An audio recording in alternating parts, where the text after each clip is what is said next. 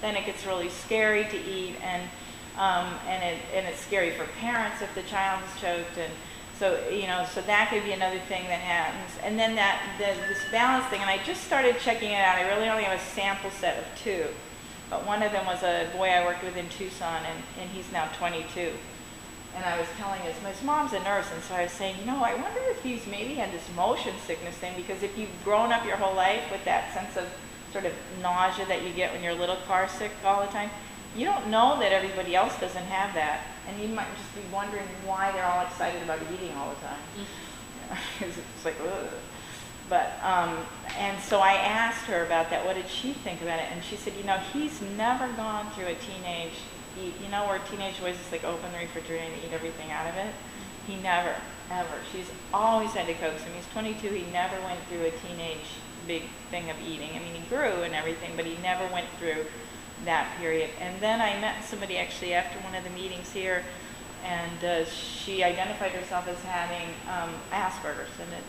And so we were talking after the meeting, and I said to her, I have this theory about, balance. And she said, I have terrible balance. And she told me she had, and I asked about the nausea, and she said she had nausea her whole life.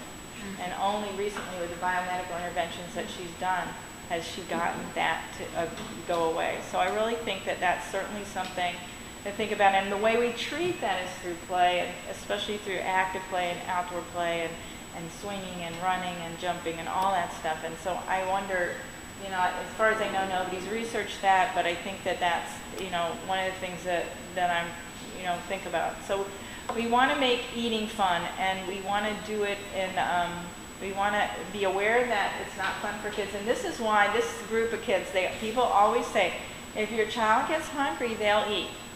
Not this group. This group will go down before they'll eat. And I've heard many, many stories from many, many parents and many, many professionals who have actually seen that happen. They just tried that out, and it just doesn't work because of the fact that, because of the fact that eating's not fun for them. So we want to make it fun. And so I've got some little handouts. These are some of the handouts that I use in the therapy groups. So we want to make it fun. So one of the things that I have people do is write down what kids eat and sort of keep track of that. And then we look at the sensory, the textures, and the flavors, and all the different things to really determine, if there's commonalities in them. And also to look at the nutritional portion, because sometimes kids are actually eating some healthy foods, but people don't always recognize it. Like, for instance, all the therapists rate the pizza as a processed food, but many times the dietitians will want to know a few more things about the pizza, and oftentimes they'll give it a 3 for a whole food, and they'll rate it as a whole food and not a processed food. So there's a lot of information and misinformation about food, and so the first thing we do is just find out what will they eat when they get to eat what they want to eat. And there are a number of people who've written books about nutrition. Ellen Satter, I don't have her book photocopied yet, but she's a dietitian, and she works not with special needs kids, but with regular kids. And she says, just put the food out on the table and let the kids eat it, And most of us don't have the nerve to do that. And in fact, I've had dietitians who've said, yes, I read all of Ellen Satter's book, and I did that with all of my other clients. And as soon as I had my own children, I couldn't do it. I didn't have the nerve for it. And so, they... What do you mean by they wouldn't eat food? Or? Well, they wanted their kids to eat healthy, and they were dietitians, and they knew what they should eat. And what Ellen Satter says is you put everything, all the food on the table at one time, and then mommy sits down, and mommy doesn't get up until the meal is over, or daddy, whoever, has cooked it. That, once the food is on the table, everybody sits at the table until mommy's done eating. Well, and if you want to eat your dessert first, that's fine. But then you're going to have to sit for 20 minutes, and sometimes kids get so bored they just eat some of the other stuff anyway. And then they will eat, they will, and you just relax about it. Well, most people have a really hard time, especially if you've got kids who are having problems with eating and nutrition, and weight gain and that kind of thing. So I had these couple of dietitians who said that they taught that because that's Ellen Satter and she's their expert in their field. And they taught it to everybody, but when it came time for her little girl, she didn't have the nerve for it. And she said one of the things that really helped get her over feeling scared about doing that was they went out to eat sushi. And of course she didn't expect them, they're very picky eaters, to eat anything. And what they liked best was the raw sea urchin, which those of you who eat sushi, that's like the most macho thing you can eat on the sushi menu is the raw sea urchin. And so her little girls now order sea urchin at the sushi restaurant. But so she got over sort of that thing. But I think, again, Ellen Satter writes for more typical kids, but she's got a lot of wonderful things to share. And so I want to find out what is it that kids eat. And sometimes during the 2 weeks that we start out with just letting kids eat whatever they want, sometimes they pick up a new food just because it's gotten a little less tense.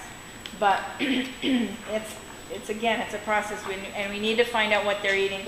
And then what we do is we take the foods that they like and we do chaining. And then I've got a book here, Food Chaining, and that's you just change one little aspect of a food at a time and and slowly introduce. So if you've got a child and I've got a little example here on the next page.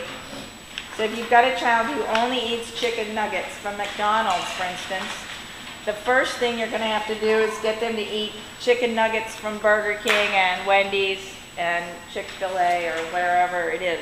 If they've got a brand-specific thing, the first thing we're going to change up is the brands. And then we're going to move to other kinds of frozen chicken nuggets, and we're going to go to the nuggets, and then we can take the breading off the nuggets, and then maybe we get Mom's homemade chicken nuggets. And as soon as we go into Mom's homemade, it's now no longer a processed food. It now becomes a whole food.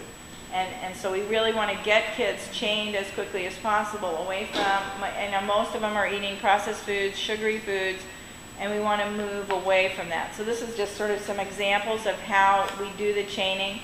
And then when I'm working with families, we figure out what everybody's favorite foods are, and we figure out how to put together menus so that, and this is Ellen Satter again, when we sit down at the meal, everybody has to know when they sit down at the table, there's going to be something that they like to eat when they sit down at the table. So for many families, that means that you start with a side dish of chicken nuggets or goldfish crackers, maybe a side dish at the meal for quite a while. Not that that's the only thing that the child eats, or that that's the first thing that they get to eat, but that when our children sit down at the table, they need to know that the foods that they like are going to be there. And most of the families and most of us actually, because we can get everything that we want at the grocery store. We don't eat seasonally anymore. If you live in Alaska and you want to eat nothing but mangoes, you can do it. It's going to make you sick pretty quick, but if you eat nothing but mangoes, but you can do it. And most of us have really restricted our food choices, and we eat our favorite foods. But what we want to do is get the whole family becoming food adventurers together, and modeling for the children how it is that we try new foods. And so, and one of the things I'm going to work on for the book, we've got the courtesy bite here, and it doesn't have each one of these columns. You see that there's a lot of, across the top, there's a bunch of columns. And then below, there's like threes. Everything's broken into threes. I usually give kids 3 times to try something before it gets a little bit more difficult. So we do, when we're trying a new food, it could be everything from allowing that food to be in the room with you and not gagging, to actually chewing it and swallowing it. And it's a long step-by-step process. And if you've got a child that only eats McDonald's chicken nuggets, then you're going to have to maybe go through every one of these steps with Burger King, and every one of these steps with Chick-fil-A. do they have Chick-fil-A here? I've been in the South lately, and they have, everybody's talking Chick-fil-A. Anyway, but you know, you're going to do this, and people say, how long does it take? And I say, we're really shooting for that they are going to eat vegetables before they go to college.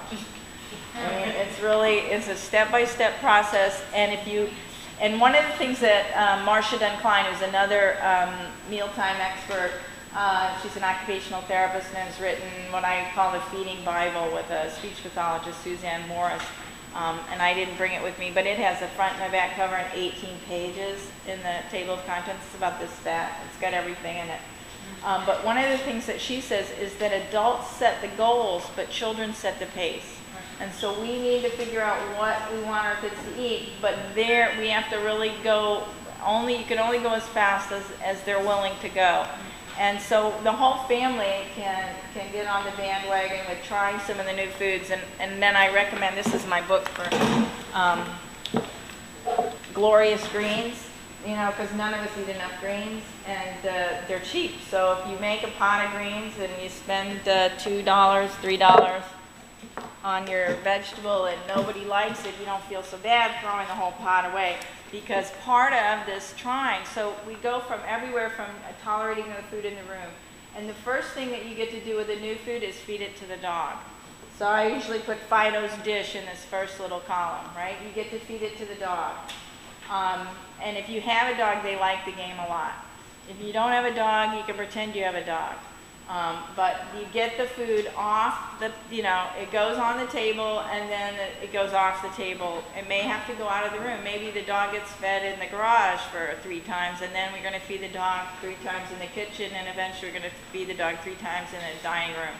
And then, you know, but we're going to, you know, get the child interacting with the food in a fun way, in a silly way. And most of us as adults, if we're presented with a new food, we know how to put it in our mouths and close, you know, and just swallow it.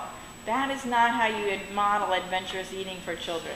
You model it by showing them how to have fun interacting with the food. Even if we don't eat it, we can still have fun with it, trying a new food. And so that's sort of, we start with feeding it to the dog, and then we move through the, you know, continuum. The second stage is, I call it Elijah's plate. There's an extra plate on the table, and I always tell people, you know, in New York, everywhere has regional holidays. In Tucson, we used to have 2 days off for rodeo, but now I live in New York, we have a week off for Passover.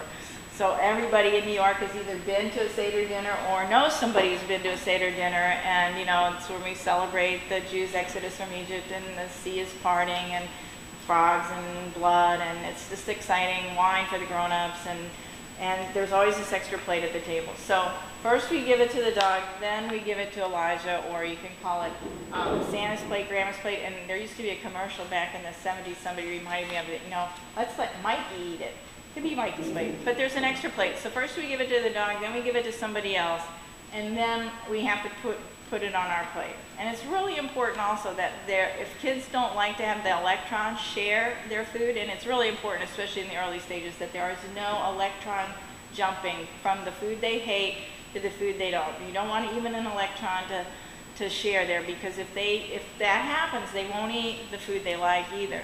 So it is really important to have like some of these extra plates. But eventually you're going to teach the child how to do that thing we all learned as kids. Our kids on the spectrum don't usually pick it up quite as fast. But you know, when you had the food on your plate and you wanted to make it look like you ate it, you smashed it out like this, and you scraped it in together like this, and you carved out a little place where you bit, you know, looked like you bit into the food, and you tucked some of it under the mashed potatoes and another bit under the lettuce, and it looked like you ate the food when you really didn't. So we're going to teach them that, because that's a life skill. And if you go to family dinners, you know, you know, the tensions get really high for the kids, it gets high for the families, and nobody wants to hear, back in my day, children